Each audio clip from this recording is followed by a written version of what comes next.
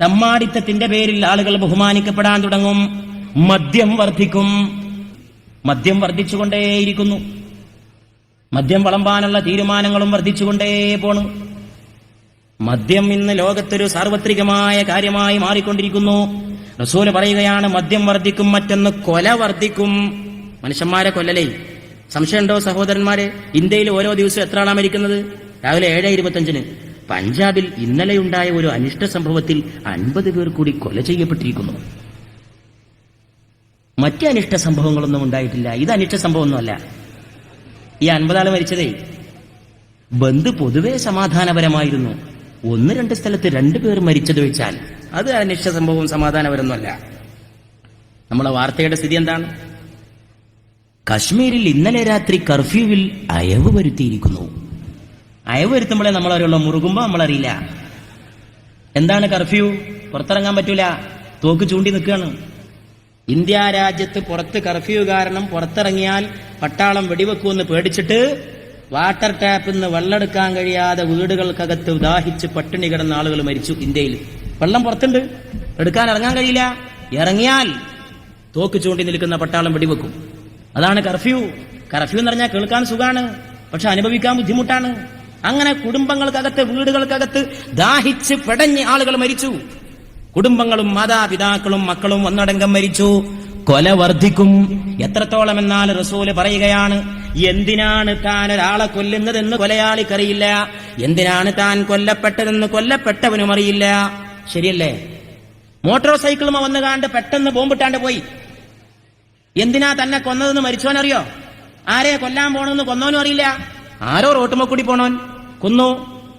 ഭീകരവാദം, 20-ാം നൂറ്റാണ്ടിലെ ഭീകരവാദം അതാണ്.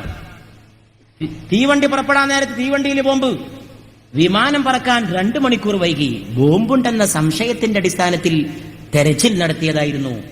ആരാ ബോംബ് വെച്ചത്? ആരെ കൊല്ലാൻ പോണത്? ആർക്കറിയാം? ആരാണ് കൊല്ലതെന്നറിയില്ല, എന്തിനാണ് കൊല എന്നറിയില്ല. കൊല ലോകത്തൊരുപാട് വർദ്ധിക്കും. ഇന്ത്യയിൽ നിന്ന് എല്ലാ സാധനത്തിനും തീപിടിച്ച വിലയാണ്. ഒരു സാധനത്തിനൊഴിച്ച്, മനുഷ്യന്റെ ജീവനൊഴിച്ച്, അത് ഡെയിലി ഇങ്ങനെ വില ഇടിഞ്ഞുകൊണ്ടിരിക്കുകയാണ്. നമ്മുടെ ഇന്ത്യ എന്ന് ഞാൻ പ്രത്യേകം പറയാൻ കാരണം, ഇന്ന് ലോകത്ത് ഏറ്റവും കൂടുതൽ അക്രമവും കൊലയും നടക്കുന്ന രാജ്യം ഇന്ത്യയാണ്. അതുകൊണ്ട് നമ്മൾ ഇന്ത്യ രാജ്യത്ത് പാർക്കുന്നവർ ഇവിടെ ജീവന്റെ വില ഉയർത്താൻ പരിശ്രമിക്കണം. റസൂലുള്ളാഹി സ്വല്ലല്ലാഹു അലൈഹി വസല്ലം പറഞ്ഞിട്ടുണ്ട്, കാരണം കൂടാതെ ആരെങ്കിലും ഒരു മനുഷ്യനെ കൊന്നാൽ അവൻ ലോകത്തുള്ള മുഴുവൻ മനുഷ്യരെയും കൊന്ന കൊലയാളിയെ പോലെയാണ്.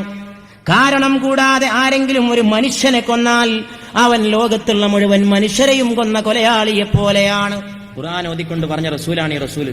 കാരണം കൂടാതെ ആരെങ്കിലും എന്റെ കൂട്ടത്തിൽപ്പെട്ടൊരു മുസ്ലിമിനെ കൊന്നാൽ എന്നല്ല റസൂല് പറഞ്ഞത്. കാരണം കൂടാതെ ആരെങ്കിലും ഒരു മനുഷ്യനെ കൊന്നാൽ അവൻ ലോകത്തുള്ള മുഴുവൻ മനുഷ്യരെയും കൊന്ന കൊലയാളിയെ പോലെയാണ്. അത് ഞാൻ എന്റെ ഹിന്ദു സഹോദരനുമായിട്ട് പങ്കുവെക്കുന്നു, അത് ഞാൻ എന്റെ ക്രൈസ്തവ സഹോദരനുമായിട്ട് പങ്കുവെക്കുന്നു. അതാണ് മൈത്രി. കാരണം കൂടാതെ ഒരു ഹിന്ദുവിനെ കൊന്നാൽ അവൻ ലോകത്തുള്ള മുഴുവൻ മനുഷ്യരെയും കൊന്ന കൊലയാളി. കാരണം കൂടാതെ ഒരു ക്രിസ്ത്യാനിയെ കൊന്നാൽ അവൻ ലോകത്തുള്ള മുഴുവൻ മനുഷ്യരെയും കൊന്ന കൊലയാളി. കാരണം കൂടാതെ ഒരു സിഖുകാരനെ കൊന്നാൽ അവൻ ലോകത്തുള്ള മുഴുവൻ മനുഷ്യരെയും കൊന്ന കൊലയാളി. കാരണം കൂടാതെ ഒരു മുസൽമാനെ കൊന്നാൽ അവനും ലോകത്തുള്ള മുഴുവൻ മനുഷ്യരെയും കൊന്ന കൊലയാളി. അങ്ങനെ വരുമ്പോഴേ മനുഷ്യന്റെ ജീവന് വില ഉണ്ടാവുള്ളൂ.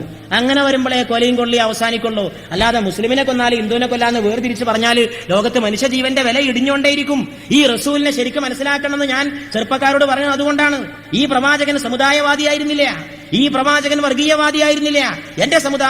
എന്റെ സമുദായത്തിൽപ്പെട്ടവനെ കൊന്നാൽ നിങ്ങളൊക്കെ ലോകത്തുള്ളവരെ കൊന്നവരാണ് എന്ന് പറയുന്ന ഒരു സങ്കുചിത സമുദായവാദി ആയിരുന്നില്ല മുഹമ്മദ് മുസ്തഫ സല്ലല്ലാഹു അലൈഹി വസല്ലം. ഇസ്രായേലിൽ പാർക്കുന്ന യഹൂദികൾക്കൊരു വേദഗ്രന്ഥമുണ്ട്. സാന്ദർഭികമായിട്ട് ഞാൻ ഓർത്തു പോവാണ്. അതിന്റെ പേര് തൽമൂദ് എന്നാണ്. അതിലൊരു സ്ഥലത്ത് എഴുതി വെച്ച വാചകമാണ് എനിക്കിപ്പോ ഓർമ്മ വരുന്നത്. കാരണം കൂടാതെ ആരെങ്കിലും ഒരു യഹൂദനെ കൊന്നാൽ അവൻ ലോകത്തുള്ള മുഴുവൻ മനുഷ്യരെയും കൊന്ന കൊലയാളിയെ പോലെയാണ്. ആ വ്യത്യാസം നോക്കണം. കാരണം കൂടാതെ ഒരു മനുഷ്യനെ കൊന്നാൽ എന്ന് ഖുർആൻ, കാരണം കൂടാതെ ഒരു യഹൂദനെ കൊന്നാൽ എന്ന് തൽമൂദ്. തൽമൂദ് യഹൂദരുടെ വേദഗ്രന്ഥമാണ്. ആ വ്യത്യാസമാണ് ഇസ്രായേലിന്റെ പ്രവർത്തനത്തിലുള്ള വ്യത്യാസം. അതുകൊണ്ട് മനുഷ്യന്മാർക്കിടയിൽ മൈത്രി ഉണ്ടാക്കണം. ഞാൻ ഈ പരിപാടിയുടെ പേരിൽ ഈ പരിസരത്തും ഇതിൽ പങ്കെടുത്തവരുമായ മുഴുവൻ അന്യമതസ്ഥർക്കും സ്നേഹത്തിന്റെ പൂക്കൾ സമർപ്പിക്കുകയാണ്. എല്ലായ്പ്പോഴും മതമൈത്രിക്ക് വേണ്ടി മാത്രം പ്രസംഗിക്കുന്ന ഒരാളാണ് ഞാൻ. കേരളക്കരയിൽ എവിടെ പോയിട്ടും മതമൈത്രിക്കെതിരെ ഞാൻ പ്രസംഗിച്ചിട്ടില്ല, പുറത്തും പ്രസംഗിച്ചിട്ടില്ല. അമ്പലങ്ങൾക്കകത്തും ചർച്ചകൾക്കകത്തും പ്രസംഗിക്കാൻ അവസരം കിട്ടിയപ്പോഴും അള്ളാഹുവിന്റെ അനുഗ്രഹത്താൽ മതമൈത്രിയെ ഞാൻ പ്രസംഗിച്ചിട്ടുള്ളൂ. അത് ശക്തിപ്പെടുത്തേണ്ട സമയമാണിപ്പോ. നമ്മളെ ഈ നാട്ടിലൊക്കെ ഉള്ള ഐക്യം ശക്തിപ്പെടുത്തണം. ഈ യോഗത്തിൽ തന്നെ ധാരാളം ഹിന്ദു സഹോദരങ്ങൾ പങ്കെടുത്തത് ഇന്നലെ എനിക്കറിയാം. ഇന്നും അവരുണ്ടാകും എന്നാണ് എന്റെ പ്രതീക്ഷ. ദൂരെ നിന്ന് വന്ന ഹിന്ദു സഹോദരങ്ങൾ വരെ ഉണ്ടായിട്ടുണ്ട്. ഞാൻ അവരോട് പറയുന്നു, ഇത് നിങ്ങൾക്ക് വന്നിരിക്കാനുള്ള മൈതാനിയാണ്. ഇതൊരു പ്രത്യേക മതത്തിന്റെ സദസ്സോ ഇതൊരു പ്രത്യേക വഅളിന്റെ വേദിയോ അല്ല. ഇതൊരു ചർച്ചയാണ്. പരലോക വിശ്വാസത്തെക്കുറിച്ച് ഇസ്ലാം എന്ത് പറയുന്നു, ശാസ്ത്രം എന്ത് പറയുന്നു എന്നതിനെ കുറിച്ചുള്ള ഒരു ചർച്ച. ഇസ്ലാമും ഇസ്ലാമിന്റെ ഗ്രന്ഥമായ ഖുർആനും അതിന്റെ പ്രവാചകനായ നബി തിരുമേനിയും ഈ വക കാര്യങ്ങളെക്കുറിച്ച് പറയുന്നത് നിങ്ങൾക്കും മനസ്സിലാക്കി വെക്കുന്നത് നല്ലതാണ്. അതുകൊണ്ട് പ്രിയപ്പെട്ടവരെ, അടുത്തത് കലാപം വർദ്ധിക്കും. മറ്റൊരു സംഗതി, മാല പോലെ കൊടുങ്കാറ്റുകളും ഭൂകമ്പങ്ങളും തീമഴയും വരും. എന്റെ സമുദായത്തിൽ ഒരേ മതത്തിൽപ്പെട്ട രണ്ട് പ്രബല വിഭാഗങ്ങൾ തമ്മിൽ ഏറ്റുമുട്ടും. ഏറ്റുമുട്ടലിൽ മരണങ്ങൾ വർദ്ധിക്കും. 30 ദജ്ജാൽ പ്രത്യക്ഷപ്പെടും. എല്ലാവരും വിശ്വസിക്കും ഖിയാമത്ത് നാളിൽ. പക്ഷെ അത് ആ വിശ്വാസം കൊണ്ട് ഫലമുണ്ടാവില്ല. അവസാനം പടിഞ്ഞാറ് സൂര്യൻ ഉദിക്കും. ഇതാണ് റസൂല് പറഞ്ഞ അടയാളങ്ങളിൽ ഒടുക്കത്തെ അടയാളം. ഈ അടയാളങ്ങളൊക്കെ ലോകത്ത് സംഭവിക്കാൻ പോകുന്ന കാര്യങ്ങളാണ് എന്ന് എല്ലാവർക്കും അറിയാം. ഇപ്പോഴും കുറെ സംഭവിച്ചു കഴിഞ്ഞിരിക്കുകയാണ്. അപ്പൊ ഒരു ചോദ്യം സ്വാഭാവികമായും ഉത്ഭവിക്കും, ഒരു തെറ്റിദ്ധാരണ. ഞാനത് തിരുത്താൻ ഉദ്ദേശിക്കുകയാണ്. ഏതായാലും ഇതൊക്കെ ആഖിർ സമാന്റെ അടയാളല്ലേ, നമുക്കത് തടയാൻ കഴിയോ, അതങ്ങനെ നടന്നോട്ടെ എന്ന ഒരു ധാരണ ഒരു പക്ഷേ ഇതുപോലെയുള്ള ഒരു ചർച്ചയിൽ പങ്കെടുക്കുന്ന ഒരാൾക്ക് ഉണ്ടാവാൻ സാധ്യതയുണ്ട്. ലോകം തകരാറാവും, സംഗതികളൊക്കെ മോശാവും. അത് പടച്ചോൻ പറഞ്ഞതോ റസൂല് പറഞ്ഞതല്ലേ, നമ്മളെന്താ കാട്ടുന്നു, ആഖിർ സമാനല്ലേ. അങ്ങനെ വിചാരിക്കാൻ അള്ളാഹുവും റസൂലും നമ്മെ അനുവദിക്കുന്നില്ല.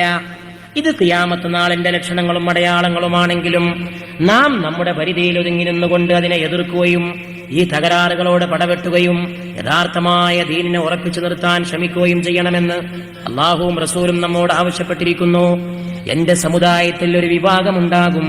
ആ വിഭാഗം ഒടുക്കം വരെ, ഖിയാമത്ത് വരെ, ഒടുക്കം വരെ സത്യത്തിന്റെ കൂടെ, ഹക്കിന്റെ കൂടെ ഉറച്ചു നിൽക്കുമെന്ന് സയ്യിദുനാ വ നബിയുനാ മുഹമ്മദ് മുസ്തഫ സല്ലല്ലാഹു അലൈഹി വആലിഹി വഅസ്ഹാബിഹി വസല്ലം നമുക്ക് സുവിശേഷം അറിയിച്ചു തന്നിരിക്കുകയാണ്. ഒരു കൂട്ടർ എന്നും സത്യത്തിന്റെ കൂടെ ഉറച്ചു നിൽക്കും. ആ കൂട്ടരിൽ അള്ളാഹു നമ്മെ ഉൾപ്പെടുത്തുമാറാകട്ടെ.